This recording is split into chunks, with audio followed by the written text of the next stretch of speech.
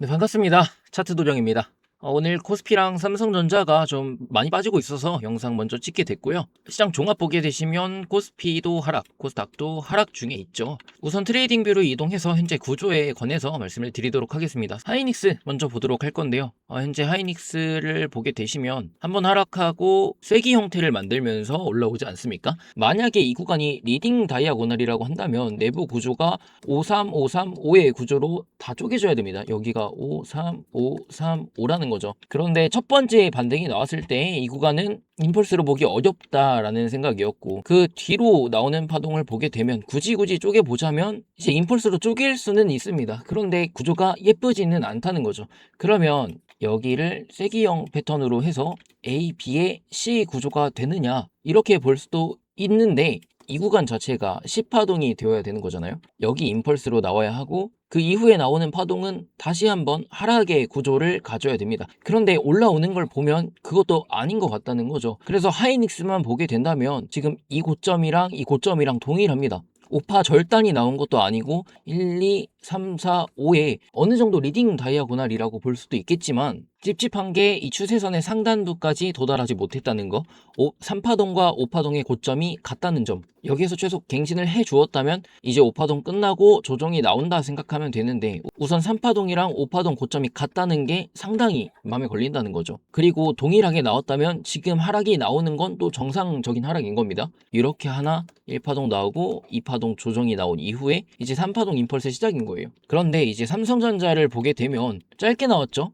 이렇게 되면은 리딩 다이아고널에서 5파동 자리가 절단이 되었는가를 생각을 해봐야 됩니다. 5파동이 절단될 때의 조건에 대해서 말씀을 드리자면 3파동이 길게 나와야 해요. 그런데 1파동이 더 긴 상황이죠. 자, 길이 측정해서 갖다 대보면 지금 1만큼도 안 나오는 상황이잖아요. 618 언저리 왔다가 하락 나온 상태입니다. 1파동보다 3파동이 짧고요. 3파동보다는 5파동이 짧습니다. 3파동이 가장 짧은 건 아니기 때문에 이 구조도 어느 정도 성립은 할 수 있다 하지만 5파동 구간에서 3파동의 고점을 넘기지 못했다는 게 상당히 찝찝하다는 거죠. 그래서 제가 계속 말씀을 드렸던 게 여기에서 아무리 못해도 30만원 구간 한번 터치해 줄 것이다 라고 말씀을 드렸던 게 여기에서 나온 논리입니다. 그리고 쐐기 형태로 보더라도 30만원을 터치해주고 내려오는 게 예쁜 그림이라고 할 수가 있어요. 삼성전자도 이 구간에서 수렴의 형태를 만들어줬죠. 이런 식으로 수렴의 형태를 만들어 주었고 상승이 한번 나왔다고 할 수 있잖아요. 이 상승은 이 구간 대비 0.618만큼 나오지 않았습니까? A, B, C라고 한다면 C파동이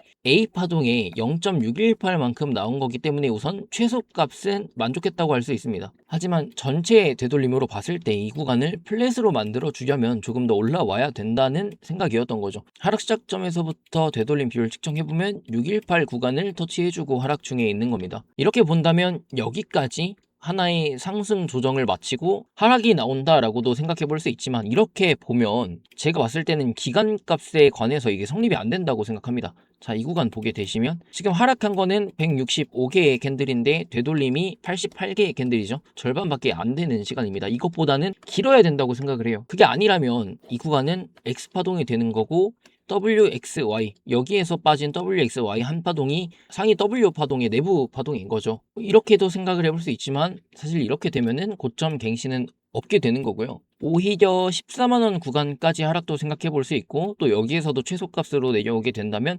18만 9천원 부근을 터치하면서 쌍바닥 형태를 만들고 반등이 나올 수가 있습니다. 그래서 지금 자리가 굉장히 어려운 자리 같아요. 지금 파동이 누워서 나온다거나 내부가 어느 정도 쪼개진다는 점, 기간값들을 생각해보면 아무리 봐도 여기에서는 조정을 주더라도 올라가야 된다는 것 같다는 생각인 거죠. 삼성전자야 618만큼 되돌렸다고 하지만 하이닉스를 보게 되시면 382밖에 되돌리지를 못했습니다. 하이닉스 또한 최소 618까지는 올라와 줘야 된다고 생각해요. X파동이었더라도 최소 0.5구간까지는 올라줘야 지금 하락값 대비 올라오는 폭이라던가 조정에 대한 기간을 만족해준다고 생각을 합니다. 그리고 또 하나 말씀드리고 싶은 게 삼성전자는 이 추세선 자체를 이탈하지 않았습니까? 그런데 하이닉스를 보게 되시면 이탈을 하지 않았습니다. 추세선을 밟았다고 할 수도 있고 조금 더 널널하게 잡자면 아직까지는 남았다고 할 수도 있죠. 이 추세선의 하단 구간이 155만원 부근입니다. 예전 영상 돌려보시면 장기 시나리오 말씀드릴 때 언급을 해드렸습니다. 그래서 이 구간을 밟고 반등이 나온다고 한다면 여기를 A로 두고 1, 2, 3, 4, 5 강세 수렴을 보는 게 맞지 않을까라는 생각입니다. 우선 이 고점까지의 반등을 생각을 했지만 그거는 틀렸고 지금 내려오고 있으니까 일단 155만원 부근의 지지를 확인해 주시면 될 것 같고요. 이 구간 지지 받고 반등이 나온다면 저는 최소한 210만원 부근까지는 상승해 줄 수 있다는 관점이기 때문에, 그리고 올라왔을 때 지수도 같이 올라오지 않겠습니까? 아직까지는 관점이 깨지지 않았다고 생각해서 기다려보고 있는 상황이고요. 삼성전자는 이탈이 아쉽다는 생각이지만 그래도 하이닉스 반등이 나오면서 삼성전자도 충분히 30만원 구간까지는 터치를 해주면서 세기 만들고 다시 하락이 나올 수 있다는 관점이에요. 그래서 당장은 그렇게 크게 걱정을 하고 있진 않다. 삼성전자는 이전에 말씀드렸던 이 수렴부의 하단 구간 24만원 구간만 지켜준다면 크게 문제될 건 없다라는 관점입니다. 그리고 또 한 가지 말씀드리고 싶은 게,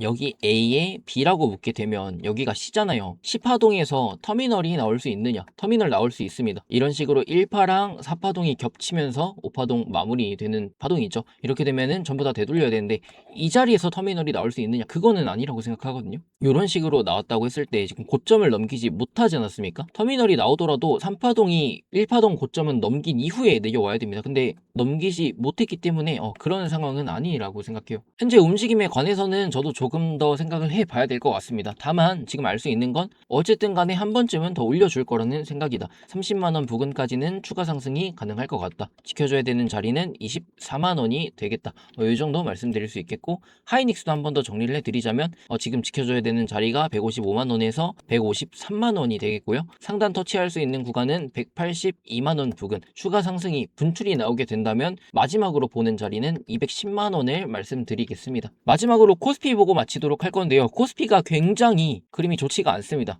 얘는 쐐기 수렴도 아니고 플래그 패턴을 만들고 있기 때문에 추가 하락이 나오게 된다면 진짜 전저점을 갱신할 수도 있다는 관점이에요. 아무리 봐도 여기에서 쐐기의 형태가 보이지는 않고 있죠. 이렇게 그을 거냐? 그것도 아니고 이렇게 그어볼 거냐?